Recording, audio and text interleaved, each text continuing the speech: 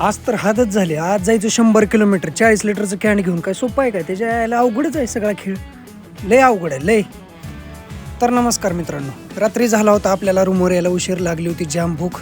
मग काय अजितला म्हणलं चल पटदिशी आवर, आपल्याला जायचं जेवण करायला. मग अजितचा पण दररोज डबा खाऊन खाऊन बोर झालतो. त्याला सांगितलं चल मग बाहेर जायचं ठरलं आमचं. मग काय दोघं जण आम्ही निघालो होतो आज जेवायला बाहेर कुठं जायचं अजून प्रश्न होता, पण तरी पण म्हणलं काढ गाडी तरी बघूयात आपण चांगलं जिथं हॉटेल आपल्याला चांगलं दिसतंय तिथं आपण जेवण करू.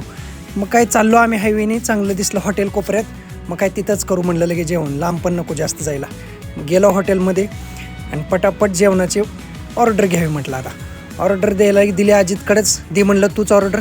त्यानं दिली ऑर्डर पनीर आणि त्याचं मांसाहारी काय असेल ते. त्यानं दिली ऑर्डर. मग चालू केलं दोघांनी जेवण, कारण लागली होती सकाळपासून एकतर भूक. आणि मग काय जेवण पटापटा उरकून आपलं लगेच जावं म्हटलं रूमवर, कारण दिवसभर गाडी चालवून आला होता कंटाळा. रूमवर आलो तर त्याच्या अजून 4 मजली पायऱ्या चढून वैताग आला. शेवटी आलो बाबा आणि वैतागून कंटाळून आपलं आता चला पडू म्हणलं, कारण सकाळी अजून लवकर उठून जायचं आहे. तर सकाळनंतर लवकरात लवकर झोपून लगेच बघा सकाळ होत आली. लगेच मॉर्निंगचा सूर्य लगेच वर आला, तोपर्यंत सकाळ झाली.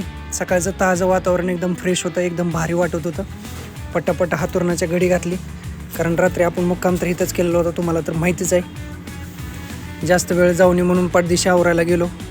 सकाळी मौसम बघितला बाहेर रूम उघडून सोलापूरचं, तर एकदम चांगलं नेचर दिसत होतं, वातावरण एकदम छान होतं. मग काय म्हणलं जास्त वेळ नाही घालवला, आवरू पटापटा म्हणलं, फ्रेश झालो, कपडे चेंज केली आणि लगेच म्हणलं अजितला पण चल लवकर. मग ती पण तयार झाला आणि आम्ही दोघं जण जास्त वेळ नाही घालवला, लगेच निघायच्या तयारीत. कारण ऑर्डर घेऊन जायचं होतं आज जवळपास 100 किलोमीटर, आणि ती पण न्यायचं होतं 40 लिटरचं कॅन.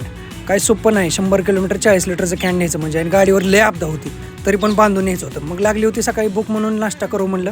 नाश्त्याला गेलो, पोहे आणि तरी घेतली आणि तरी पोहे दोघांनी मिळून पटापटा ओढायचं चालू केलं, कारण दोघाला पण सकाळी नाश्ता करून निघायचं होतं कामावर. त्याला तिकडे जायचं होतं, मला जायचं होतं 100 किलोमीटर. त्यानंतर घेतला चहा आणि गेलो कामावर दोघं जण पण. चला भेटूया.